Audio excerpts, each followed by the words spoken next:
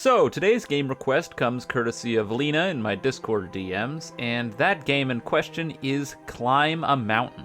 This video will probably be relatively short because, quite honestly, I don't have too much to say about this game. Most of what I have to say is good, some of it is bad, and the end-all be-all is if you like sort of parkour, obby-esque games on Roblox, I'd recommend giving this one a shot because I think even just for an hour or two, it can definitely be a bit of fun. Now, unsurprisingly, I'm sure this request came in the wake of me playing Climbing Game, which in some ways is relatively similar to Climb a Mountain, and in a lot of ways is very, very different. And admittedly, I went into this game with low expectations because I kind of just didn't want to play another mountain climbing rage game, and I figured that's what I was going to get, and I was dead wrong. Now, admittedly, I don't think that a lot of this expectation is entirely my fault because at the very beginning of the game, it specifically says that it's going to be very difficult. And I don't know why it tells you this because really, honestly, I think the hardest part about this game is the tutorial itself. And then everything after that is easier, which is a little bit hilarious. Speaking of this tutorial, let's talk about the tutorial because it's awful. Seriously, it's baffling that the tutorial can be so bad for a game that's honestly relatively simple and also could have such a simplistic and good tutorial, but they simply just failed miserably to do their tutorial. So let's go in depth with it right now. The goal of the tutorial is to teach you about the different mechanics of the game. The main issue with the tutorial, though, is that a lot of these mechanics in the game require you to actually be placing consumable items on the map in order to use them. And in the tutorial, you don't get any of the items that you're going to be using that you're going to need to place. They're all preset, which I assume stems from the fact that, well, if you got limited time use items and you had to place them in the right spots and you didn't do that, then it would brick you. And so the compromise the devs went with here was to just pre-place a bunch of items that you then had to circumnavigate. And admittedly, not all of the tutorial is bad in that it absolutely does teach you how things like the winches and the hooks work, but it doesn't really emphasize just how important stakes are going to be, how you're going to place them, all that kind of stuff. It's absent from the tutorial because they don't give you any stakes. All of the stakes are pre-placed. So it simply serves to confuse you as it's talking about placing items that you don't have and you don't place. It also makes you think at the beginning of the game that certain mechanics are going to be important to the game that, well, just aren't at all. Most importantly, those mechanics are the hooks and the winches to a lesser extent. We'll talk about it more later when I'm talking about the actual difficulty of the game, but hooks are kind of completely worthless aside from climbing on top of them in snowy areas in order to use them as replacements for stakes, which you can place into the sides of rocks in order to climb on them to make your climb easier, or to make your climb possible in a lot of cases where you simply can't get past an area unless you use stakes. Winches are a little bit better because you can place them and then they'll pull you to it. So if you put this in a relatively good area, you can use it to traverse large areas without having any real chance of falling down. The tutorial also attempts to teach you about this falling rocks mechanic, which I never once saw in my entire hour and 45 minutes of playing the game, so I'm not entirely sure what was going on here. I don't know if they just forgot about these, but it is what it is, I suppose. And abruptly, right at the end of the tutorial, it shows you a pond and says, hey, here's where you can fish for stuff, but you don't have a fishing rod. So it's explaining the fishing mechanics, but you can't actually do the fishing mechanics. I'm sure there are people that are looking at my criticisms of the tutorial and they're like, well, Eclipse, if a lot of this stuff is self-explanatory or requires you to have other items, then you're nitpicking. But I just don't think that that's true. I'm a firm believer that if you're putting a tutorial in the game and you're describing things that you're going to have to be doing, then you should be given the opportunity to actually do those things. If it's teaching about fishing, I should have a fishing rod to learn about it. If it's teaching about placing stakes, I should have stakes to place. If the game is telling me I can't place stakes on snowy terrain, I need to place hooks, and the game has already placed the hooks on the terrain, that's a bad designed tutorial. No ifs, ands, or buts. Anyways, once we get out of the tutorial, and now it's climbing time. I briefly mentioned a little bit ago that the game claims to be very hard, and here's where I'm going to heavily dispute that. This game is not hard from a technical or platforming sense. This game is hard from a preparation sense, and preparing for the mountain climb is, honest to God, not very difficult. Not only that, but the more you play, the easier the game gets, as unlike a game like Climbing Game, there is actually real progression in this game in that you can unlock different pieces of clothing that give you incredibly helpful passive buffs. Whether it be extra jump height, more speed, or more resistance to the cold, everything that you can buy in the shop is incredibly helpful with your climb and is going to make it easier. So really, the difficulty in this game is more akin to money management and resource management than it is actual platforming, which is not conveyed very well at the beginning of the game,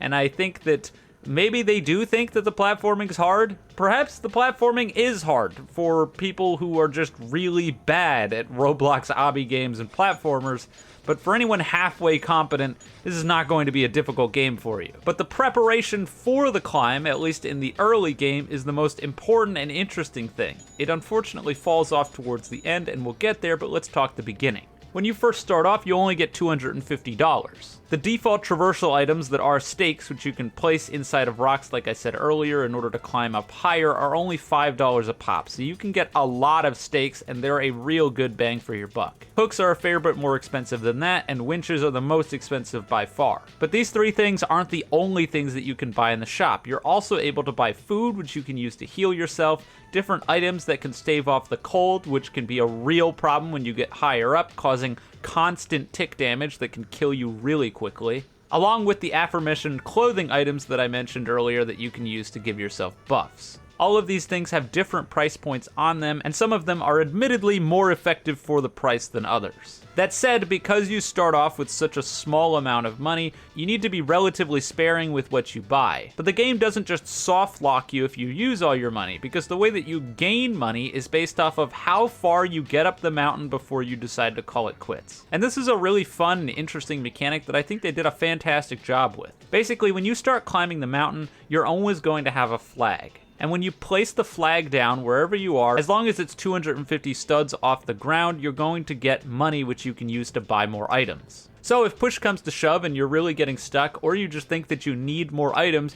you can just keep hiking up 250 meters, plopping the flag down, teleporting back down, and then buying some more items in order to do that again. There was an opportunity here for the people behind the game to make this a huge slog and make it take forever to get money, so that way it was incredibly difficult to get to the top, and they didn't do that, so hats off to them. Now, climbing the mountain itself is a bit of a mixed bag, and that stems from a mechanic that I haven't even touched on quite yet, which is the fact that presumably every time you join a server, the mountain that you're going to be climbing is different. Some really cool tech that they claim to have used for this game is procedural generation to make sure that every single mountain is going to be different, which means that your experience when you play is always going to be different. Some mountains might be easier, some might be harder, some might have better approaches if you want to go around and try to go up a different side. It's really cool and honestly one of the best parts of the game in my opinion. I ended up playing on 3 different mountains and each of them played relatively differently. Now, of course, the goal of the game is to reach the top of the summit. When you get up there, you get a little summit point on the scoreboard, so clearly that's the idea. And so then that begs the question, the game claims to be hard, how hard is it to get to the summit? And the answer to that is artificially hard. Let's just put it that way. The game kind of just waits until you get right near the top and then starts really screwing you over. Generally speaking, until you get up to the snow area, you're gonna be just fine. A lot of the time you don't even need stakes as long as you're cheesing the Roblox mechanics in order to jump areas that you honestly probably shouldn't be able to jump, but you can. And because you can place stakes on any of the surfaces up until this point, if you do ever get to a point where you get stuck, it's only a few stakes and then you're back on your way. And not only that, but the cold almost never takes effect in any of these areas, so you don't really ever need to contend with it. That said, the second that you hit any of these snowy areas, the difficulty goes from brain dead easy cakewalk to I hope you've got enough resources to tank through the 800 damage that you're about to take that's borderline unavoidable. I mean, come on, just look at the clip that I'm showing you right now. I'm in a tent, something that's supposed to block the elements. I have a fire outside, I have a winter jacket on, and I'm using a hand warmer, and I'm still taking tick damage that does like 1/5 of my health per tick. Guys, why even put all of this prep stuff in the game if using it isn't even going to help me up here? And so it's at this point that we start to take into consideration the cheese tactics that you will undoubtedly be using to complete this game. I can't believe I'm saying this, but spoiler warning ahead if you don't want to just cheese through this game and you plan on playing it a little bit more legitimately. You gone? Alright, let's get into it. The surefire way to basically beat this game for free is quite simple. First is, very importantly, to buy the first set of boots that you can get in the game. I believe it was like $800, it's not too bad, but that little extra jump height is going to go a long way in saving you resources and saving you money. The other important things that you're going to need is hand warmers, which are extremely cheap, so you might as well buy a whole bunch of them. And most importantly, you're going to need 2 Bloxy Colas. The Bloxy Cola in this game is hilariously overpowered. They clearly knew it was hilariously overpowered because it costs like 100 or 250 per one, and basically what the Bloxy Cola does is it makes you move way faster, regenerate your health, and it increases your jump height massively. So basically the goal here is to get up as close as you can to the top of the mountain. Generally speaking, I like to start popping the first Bloxy Cola that I have a couple jumps into the snow area when I start to realize I'm taking damage.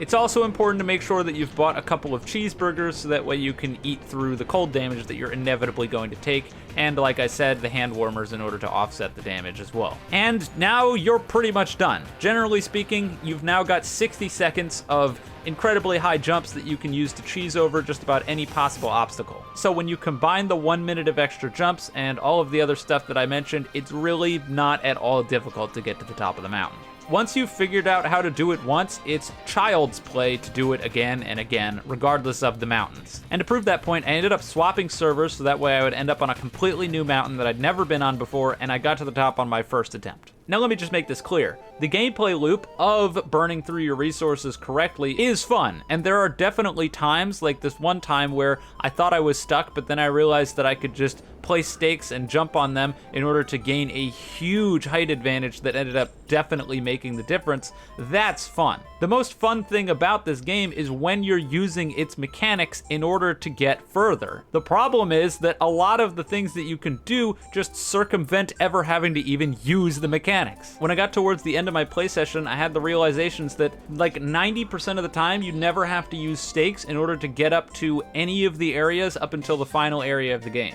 Just that extra jump height on the boots allows you to completely ignore any areas where you would need stakes, with you basically only ever having to place 1 or 2 maybe. And because the stakes cost money, even if it is small, you're generally going to want to conserve them. So I do wish that there was more of an incentive to interact with the game mechanics because, well, I basically never bothered to use winches because they were so expensive, and I basically never bothered to use the hooks because they were so expensive, except for when I absolutely had to in the winter area where I had to place down hooks on areas where I can't place stakes. And like I said earlier, I wouldn't actually use the hooks, I was just using them as step holds because placing hooks is worthless. It's a pointless mechanic. So really the end all be all comes down to that. The game is fun, and the game mechanics are fun. But the game encourages you at seemingly every turn to not use the game mechanics that are fun. And that feels like a huge missed opportunity. That said, I wanted the video to be short. I think I've failed miserably at this point. As usual, the game is going to be linked in the description. Try not to take too much of my negativity towards the end to heart because, like I said, I had fun playing the game. And I think you will too, so go check it out. Anyways, that's all. So if you enjoyed the video, you can leave a like and subscribe. If you didn't, don't. And with all that being said, have a wonderful day or night wherever you are, and I'll see you guys next time.